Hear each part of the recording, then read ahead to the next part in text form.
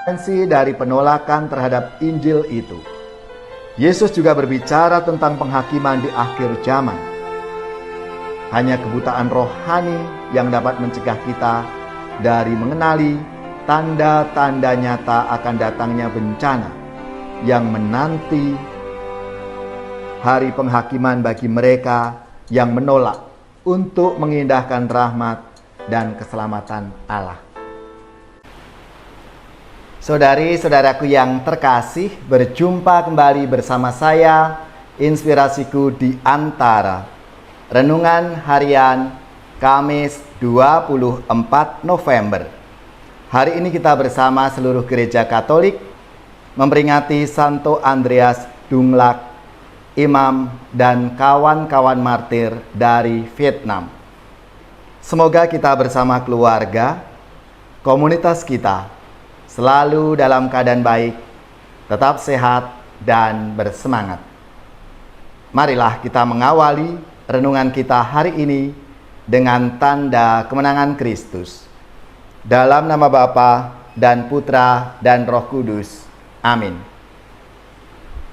Allah Bapa yang penuh kasih, Engkau telah meneguhkan hati para martirmu, Santo Andreas Dung-Lac dan kawan-kawannya, sehingga mereka setia kepada salib putramu sampai rela menumpahkan darah. Semoga berkat doa mereka, kami yang menyebarkan kasih-Mu di antara sesama menjadi anak-anak-Mu yang sejati. Dengan pengantaraan Yesus Kristus Putra-Mu Tuhan kami, bersama dengan Diko dalam persatuan Roh Kudus, Allah sepanjang segala masa. Amin. Dalam nama Bapa dan Putra dan Roh Kudus. Amin. Inspirasi kita hari ini dari Injil Suci menurut Lukas, bab 21 ayat 20 sampai 28. Marilah kita siapkan kitab suci kita masing-masing. Kita akan membaca bersama-sama lalu merenungkannya. Yesus berkata kepada murid-muridnya, "Apabila kamu melihat Yerusalem dikepung oleh tentara-tentara, ketahuilah bahwa keruntuhannya sudah dekat."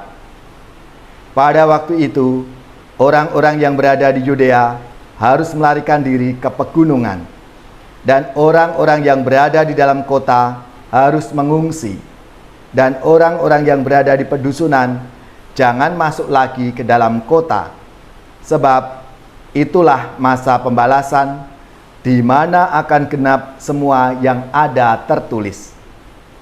Celakalah ibu-ibu yang sedang hamil atau yang menyusukan bayi pada masa itu, sebab akan datang kesesakan yang dahsyat atas seluruh negeri dan murka atas bangsa ini, dan mereka akan tewas oleh mata pedang dan dibawa sebagai tawanan ke segala bangsa, dan Yerusalem akan diinjak-injak oleh bangsa-bangsa yang tidak mengenal Allah, sampai genaplah zaman bangsa-bangsa itu. Dan akan ada tanda-tanda pada matahari dan bulan dan bintang-bintang, dan di bumi bangsa-bangsa akan takut dan bingung menghadapi deru dan gelora laut. Orang akan mati ketakutan karena kecemasan, berhubung dengan segala apa yang menimpa bumi ini, sebab kuasa-kuasa langit akan goncang. Pada waktu itu, orang akan melihat Anak Manusia datang dalam awan dengan segala kekuasaan dan kemuliaannya. Apabila semuanya itu mulai terjadi, bangkitlah dan angkatlah mukamu, sebab penyelamatanmu sudah dekat. Demikianlah sabda Tuhan. Terpujilah Kristus.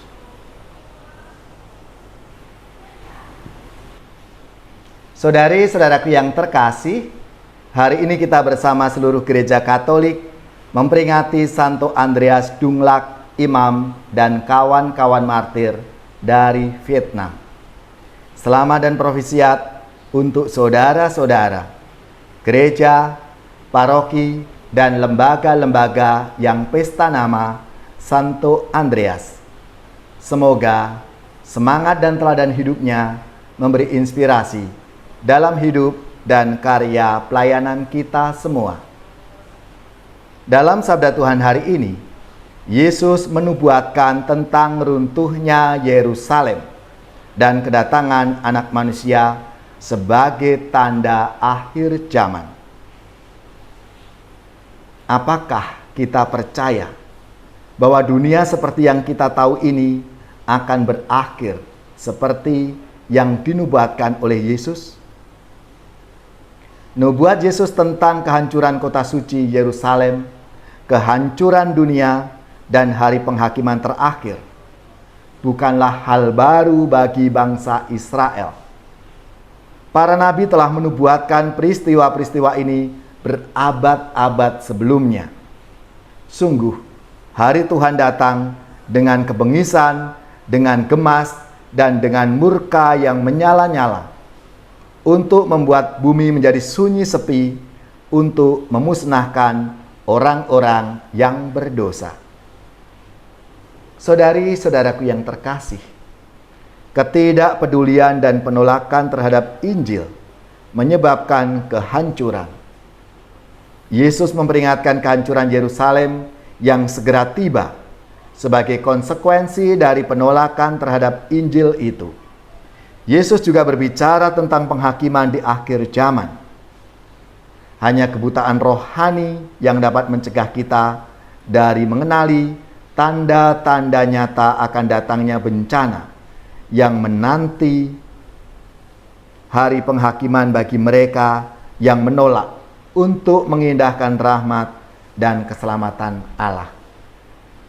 Yesus benar-benar bicara jujur tentang situasi yang akan menimpa umat Israel.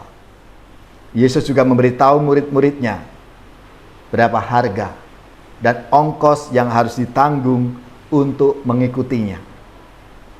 Apapun resiko mengikutinya, Yesus berjanji bahwa dia tidak akan pernah meninggalkan para murid sendirian, bahkan di masa kesusahan mereka. Tidak selepun dari rambut kepalamu akan hilang, tapi siapa yang setia, yang bertahan, akan memperoleh keselamatan.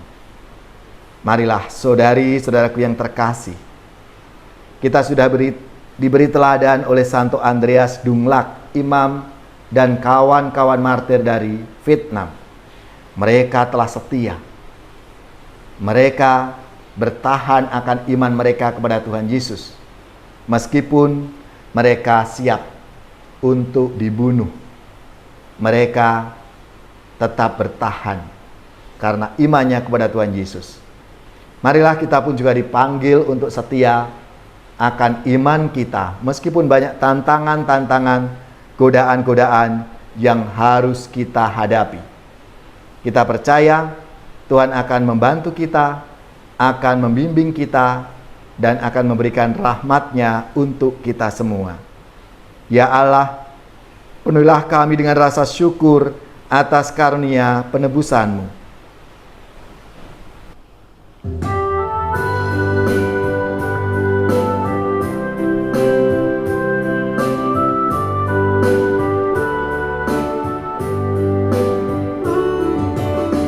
Makhluk semua pujilah Tuhan kita. Haleluya, haleluya, haleluya. Pujilah keagungannya. Haleluya, haleluya, haleluya, haleluya, haleluya. Bergaung di seluruh dunia, soraklah haleluya, haleluya, haleluya, haleluya, haleluya. Nyanyilah bersama dengan iringan suling. Haleluya, haleluya, haleluya. Pujilah Maha Tuhan. Haleluya, haleluya, haleluya, haleluya, haleluya. Bergaung dan merdu suaranya, soraklah. Haleluya, haleluya, haleluya, haleluya, haleluya, haleluya, haleluya, haleluya, haleluya.